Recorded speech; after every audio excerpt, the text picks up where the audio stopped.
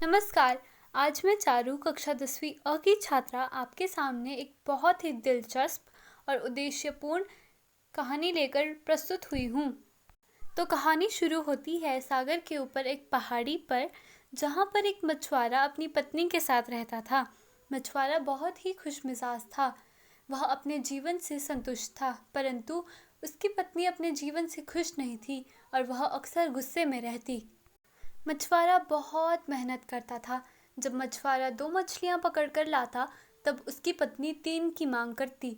जब वह आम लाता, तब उसकी पत्नी नाशपतियाँ मांगती।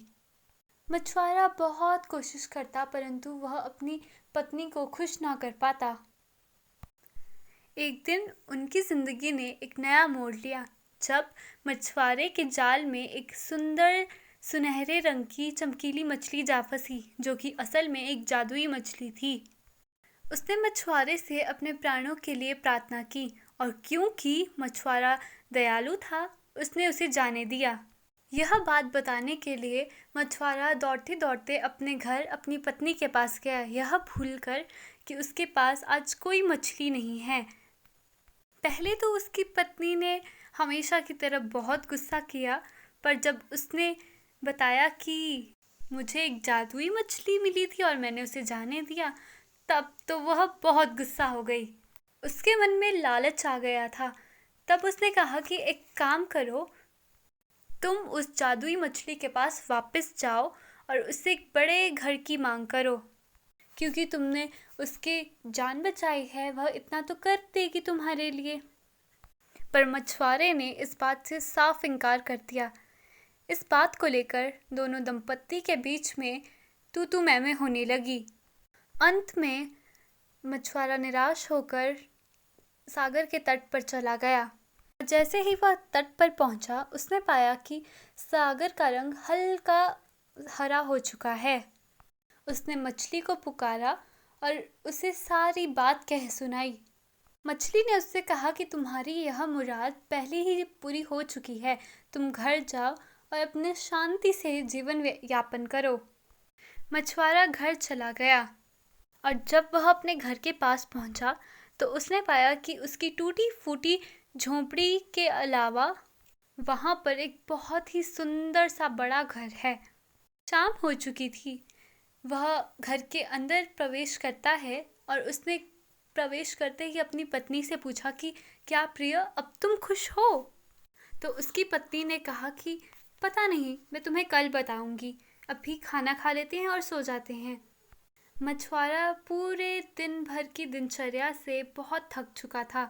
उसने खाना खाया और बिस्तर पर लेटते ही सो गया। परंतु उसकी बीवी ना सो सकी, क्योंकि उसके मन में लालच उमड़ गया था।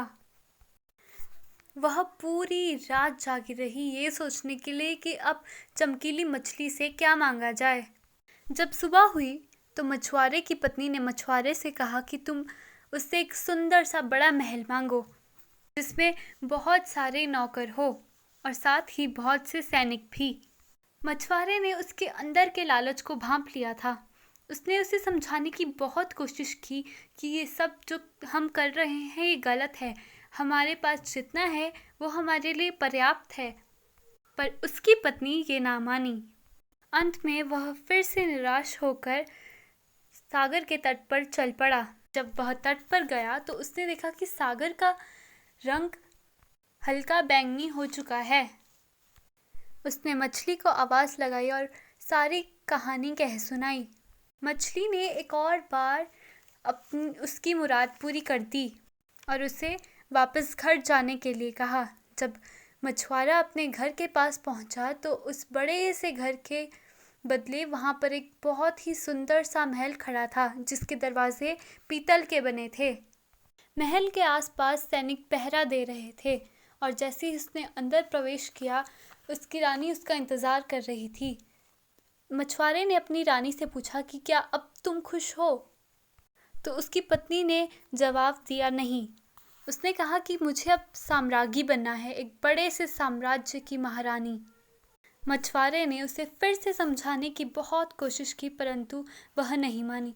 अंत में वह हार कर फिर से सागर के तट पर चला गया। और जैसे ही वह वहाँ पहुँचा, उसने पाया कि हल्के हल्के बादल आ गए हैं, हवाएं तेज हो गई है और अब रंग पानी का रंग भी बैंगनी से भूरा हो गया है। उसने फिर से जादुई मछली को बुलाया और सारी कहानी कह सुनाई।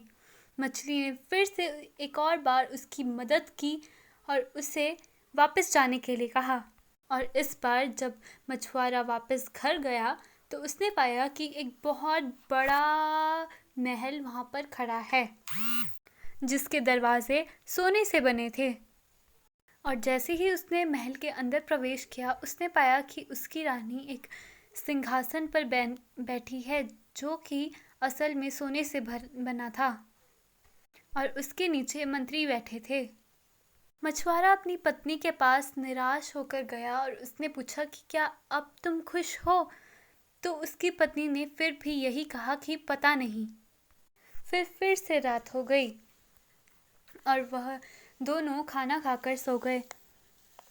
मछुआरा तो बहुत थक गया था, इसीलिए पिछले दिन की तरह पहले ही सो गया, परंतु उसकी रानी ना सो सकी। ऐसा ही कुछ हफ्तों तक चलता रहा। रानी यह सोचती रात में कि ऐसा क्या मांगू चमकीली मछली से जो मुझे बहुत सारी ताकत देगा। फिर एक दिन वह रात को इतनी थक गई थी कि अब उसे नींद आ रही थी, पर जैसे ही वो सोने लगी वैसे ही सूरज उभर आया।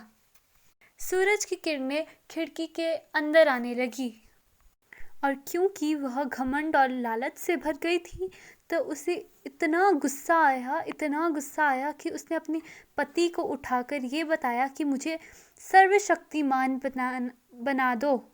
ऐसा सर्वशक्तिमान जिसकी कोई कल्पना नहीं कर सकता, जिसे कोई नहीं जानता, जो कि असल में एक अज्ञात है।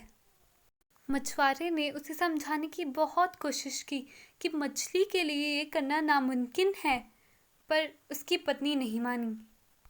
तब वह थक हार कर फिर से सागर के तट पर गया और इस बार जब वह गया तो उसने देखा कि पानी का रंग काला पड़ चुका है।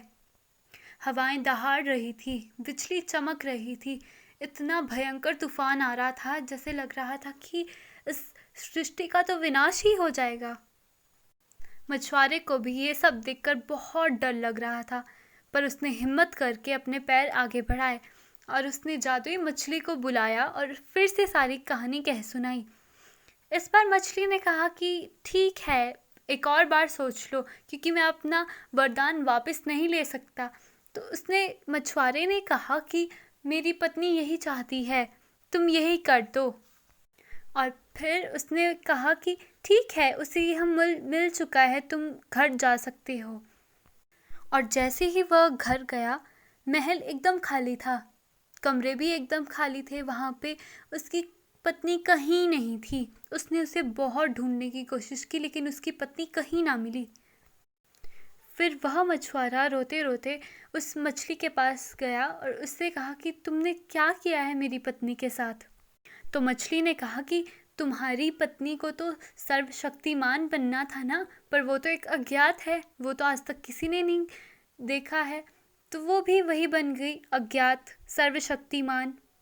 मछुआरे की आंख में आंसू आ गए, पर वह बहुत चतुर था। उसने कहा कि अब तक मैंने जितने भी वर मांगे वो मेरी पत्नी के कहने पे मांगे, क्या तुम मुझे एक वरदान दे सकते हो?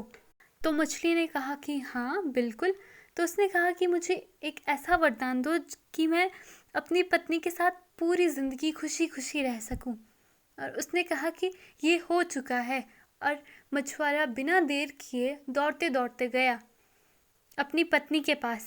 और जब उसने देखा कि वहाँ पर एक छोटी सी कुटिया है, सब कुछ पहले जैसा हो चुका है, परंतु उसकी पत्नी अब लालची और घमंडी नहीं रही, ना ही वो गुस्सैल थी। वह भी अब बहुत ही खुशमिजाज औरत थी।